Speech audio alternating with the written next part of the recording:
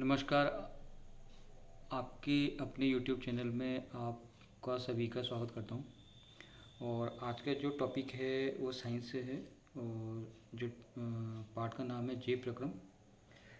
और जो आज की वीडियो है वो है कृत्रिम वृक्क अर्थात अपहरण पर। तो वीडियो को शुरू करने से पहले अपन बात करते हैं कि कृत्रिम वृक्क होता क्या है और अपहरण किसे कहते हैं। जो कृत्रिम वृक्क है अर्थात आर्टिफिशियल किडनी, ये एक इंग्लिश वर्ड है। लेकिन कृत्रिम वृक्क जो होता है वो कोई मानव द्वारा बनाया हुआ कोई वृक्क नहीं है। ये एक प्रकार की मशीन होती है जिसके द्वारा रक्त में से नाइट्रोजनी अपशिष्ट पदार्थों को छान करके अलग किया जाता है। यानी कि एक बार मैं पुनः आपको रिपीट करता हूँ कि कृत्रिम वृक्क मानव द्वारा बनाया हुआ कोई किडनी या वृक्क नहीं है। ये एक प्रकार की मशीन होती है जिसके द्वारा रक्त में से नाइट्रोजनी जो अपशिष्ट पदार्थ हैं अर्थात जैसे कि यूरिया और यूरिक अम्ल, उनको अलग करना यानी उनको छानने के लिए जिस मशीन का उपयोग करते हैं वो कृत्रिम वृक्क कहलाती है। अब बात करते हैं अपन अपहरण की। अपहरण क्या होता है कि जो हमारा ब्लड है यानी कि जो हमारा रक्त है उसमें से जो अपशिष्ट पदार्थ हैं उनको डायलिसिस अर्थात अपहरण के द्वारा एक अलग करने की जो एक प्रक्रिया है, जो एक क्रम है, वो अपहरण कहलाता है। तो इसको इन दोनों शब्दों को यानी कि इन दोनों को मैंने एक डिटेल से लिखा है। तो अपन देखते हैं कि आपको समझ में आएगा। जैसे सबसे पहला है, जैसे मैंने नंबर 1 पर लिखा है अपहरण।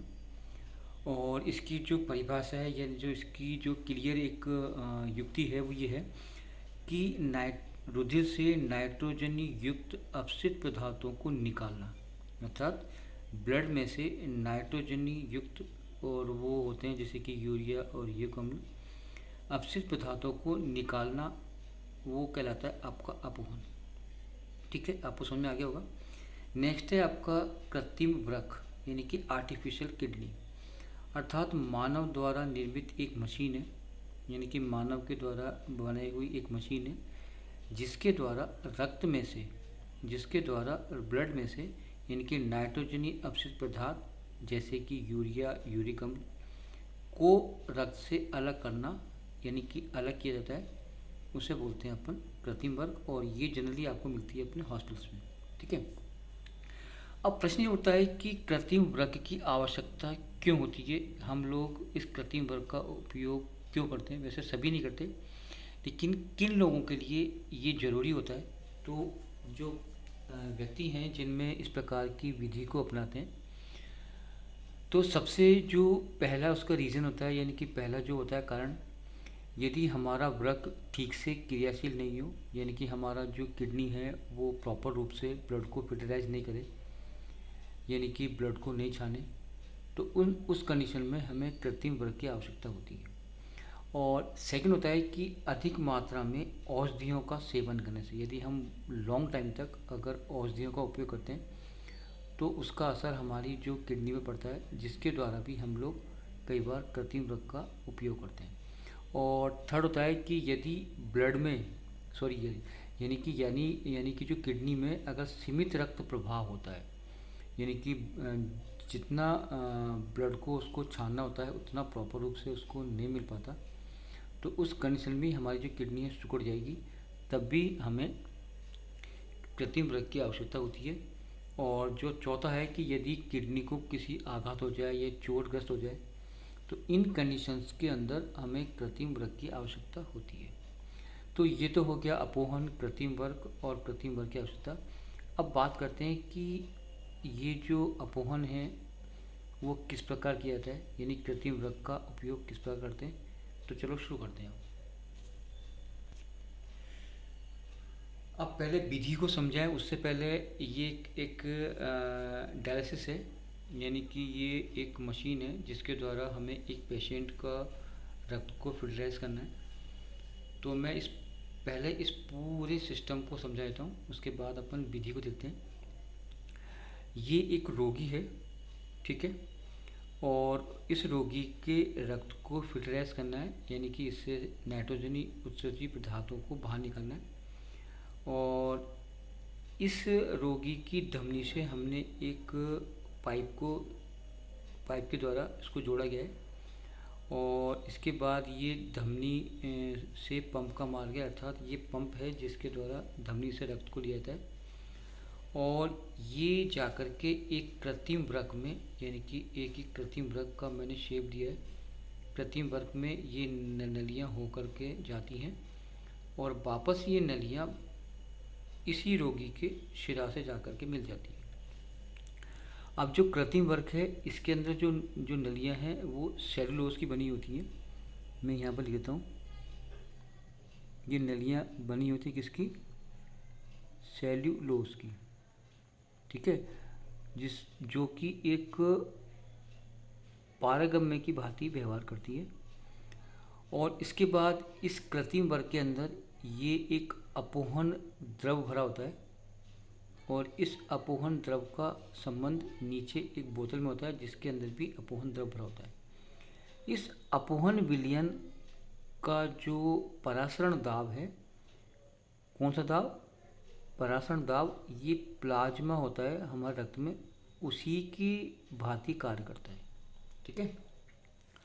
और रक्त में से जो अपशिष्ट पदार्थ हैं उनको छन करके जब ये बाहर निकलते हैं तो इस बोतल के अंदर आकर के इकट्ठे हो जाते हैं, ठीक है। मैं एक बार इसको पुनः समझाता हूँ। ये एक डायलिसिस है, यानी कि एक कृत्रिम वृक्क है।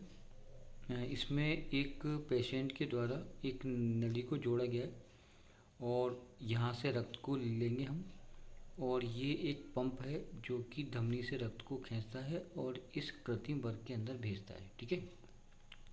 इस कृत्रिम वृक्क में बहुत सारी नलियाँ होती हैं, और ये नलियाँ सेलुलोज की बनी होती हैं, जो कि एक अर्धपारगम्य झिल्ली की भांति व्यवहार करता है। और इस कृत्रिम वृक्क के अंदर देखो, इस जो ट्यूब्स के बाहर ये मैंने डॉट डॉट करके दिखाएं, ये एक अपोहन द्रव है, और ये जो अपोहन जो द्रव है ये रक्त के अंदर जो प्लाज्मा होता है उसी की भांति, यानी कि परासरण दाब का कार्य करता है। और ये जो अपोहन द्रव है ये लवण और मंड का बना होता है। इसके बाद इस अपोहन जो द्रव है, जो इसके नीचे एक बोतल है, उसके अंदर जो ये अपोहन द्रव है, यानी कि मैंने लिखा हुआ है अपोहन के लिए ताज़ा विलयन, ये लवण और मंड का बना होता है, और ये एक समय के अनुसार ये इस कृत्रिम वृक्क में जाता रहता है। इसी के बाद ये जो रक्त में से जो यूरिया और यूरिक अम्ल निकलते हैं वो इस नली के होते हुए और इस बोतल में आकर के इकट्ठे हो जाते हैं। मैंने यहाँ पर लिखा भी है अपोहन के बाद विलयन, यानी कि यूरिया और यूरिक अम्ल, ठीक है। अब अपन क्रिया विधि कैसे होती है उसको अपन समझाते हैं। अब बात करते हैं अपन विधि की, ठीक है। सबसे पहले क्या करते हैं कि जो पेशेंट होता है, जो रोगी होता है, उसकी जो धमनी होती है, क्योंकि धमनी में शुद्ध रक्त बहता है, शुद्ध का मतलब ये नहीं है कि उसमें यूरिया और यूरिक अम्ल नहीं होगा, लेकिन शुद्ध रक्त का मतलब है कि इसमें ऑक्सीजनित होता है ब्लड, उसमें ऑक्सीजन होती है, और ये ऑक्सीजनित जो ब्लड है यानी कि वो धमनी के द्वारा ये इस नली में आता है, और ये जो धमनी में जो पंप है इस ब्लड को इस जो ब्लड है इसको अपने अंदर लेता है, उसके बाद इस कृत्रिम वृक्क में ला करके छोड़ देता है, ठीक है। अब आप जानते हैं कि हमारा बॉडी का जो टेम्परेचर है वो 37 डिग्री सेंटीग्रेड होता है। यहाँ पर इस ब्लड को एक जंक्शन में से, यानी कि एक मशीन में से गुजारते हैं। ये मैं यहाँ पर एक मशीन को दिखाता हूँ इस प्रकार से, और ये मशीन इस ब्लड को 0 डिग्री सेंटीग्रेड पर ठंडा करती है, ठीक है। इसके बाद आप जानते हैं कि जैसे ही हमारा ब्लड अगर शरीर से बाहर निकलता है तो वो वायु के संपर्क में आने से उसका रुधिर का थक्का बनता है, इसलिए जो थक्का नहीं बने इस कारण इसके अंदर हम थक्का रोधी एक मेडिसिन मिलाते हैं जिसके द्वारा ब्लड का थक्का नहीं बनता। अब ये जो ब्लड है ये इन नलिकाओं में धीरे धीरे आगे की ओर जाता रहता है, और ये जो सेलुलोज की बनी जो झिल्ली है ये केवल नाइट्रोजनी उत्सर्जी पदार्थों के लिए ही पारगम्य होती है, अर्थात इस ब्लड में से यूरिया और यूरिक अम्ल वो छन करके इस अपोहन द्रव के अंदर आकर के मिलना शुरू हो जाते हैं। ठीक है। उसके उपरांत ये जो नाइट्रोजनी जो पदार्थ हैं ये इस नली के द्वारा इस नीचे वाले पात्र में आकर के एकत्र होते रहते हैं। अब यहाँ पर क्या होता है कि ये जो ब्लड में से जितने भी यूरिया और यूरिक अम्ल छने उसके बाद ये ब्लड वापस इस नली के द्वारा बाहर आएगा, और इस नली के द्वारा इस शुद्ध रक्त को हम उस पेशेंट के सिरा के अंदर वापस उसको डाल देते हैं, और वो उसकी बॉडी में वापस चला जाता है। ठीक है।